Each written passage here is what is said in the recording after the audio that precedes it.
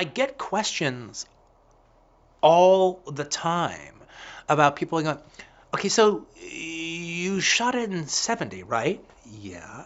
But I mean, most of it takes place inside of a big shack, right? Like a bar kind of way station shack, right? It's all indoors, right? Yeah. And the part that doesn't take place indoors takes place in a stagecoach, right? Yeah. And then they go, well, why shoot it in 70? And I understand the question, but to me that's just a very narrow view of 70. I mean, it basically is just suggesting that, you know, the only reason you would shoot 70 is if you just want to shoot mountain ranges or vast desert landscapes, or basically landscapes in general. I mean, that's basically what everyone's saying. You know, if you're going to do this big outdoor movie with a bunch of landscapes and stuff, well, then that would make sense to shoot it on 70. But if it mostly takes place indoors, why are you shooting it on 70? Well, I don't think it's just a format, you know, just made to shoot the Grand Canyon. I don't think it's a format that, like, its only place is the Sahara Desert, or its only place is the Gobi Desert, or the only place is, you know, the Rocky Mountains of Colorado on a big wide vista.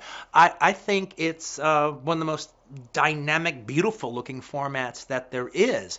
And I've always understood from my very first movie, Reservoir Dogs, which was a scope movie, even though it all took place in a warehouse, and everyone was like saying, well, why are you shooting scope for your first movie if you're just taking place in a warehouse? Well, I actually believe that these big formats actually offer more intimacy, that you can be closer to the characters. It can bring you closer, and it can actually invade the intimacy of the characters in its bigness, in those big close-ups and stuff. But also, it's just the fact that like I said, I don't think it's just a format that's only meant for travelogues. And if that were the case, that would be the case. But I don't think it is. I think it's a very narrow view of the uses of 70mm film, especially when you have somebody like Bob Richardson doing the shooting and doing the lighting. So, you know, we'll see what they say, but hopefully when people see Hateful Eight, they won't ask, why did you bother shooting it on 70? How gorgeous it is, and how vivid it is, and how intimate it is will be the answer.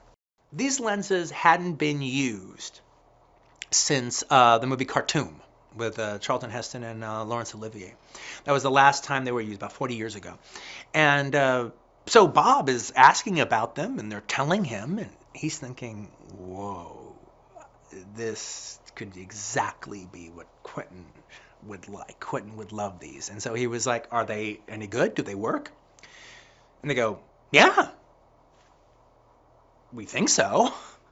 So immediately Bob said, then I want these. And so then we immediately went out and started testing them. And doing a shooting test and putting them under some sort of a stress test because, you know, we were going to be filming in frigid cold where cameras and all that kind of stuff freeze commonly. So we need to be able to know, would it work? How do they look? Do anything needs to be worked on? And definitely there were things that needed to be worked on about them.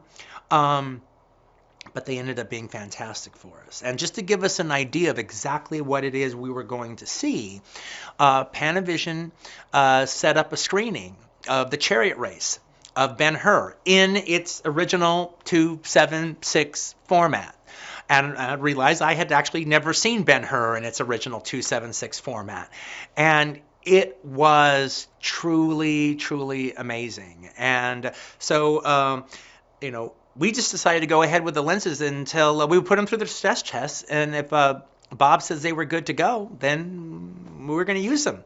And we did. And we never really had that much of a problem with them at all. They ended up being fantastic. And I think the look that they deliver speaks for themselves.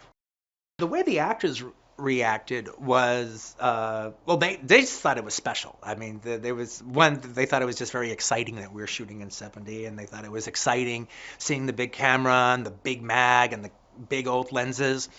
And but you know, almost all the actors that I have in this movie are more older school types, so they like working on film.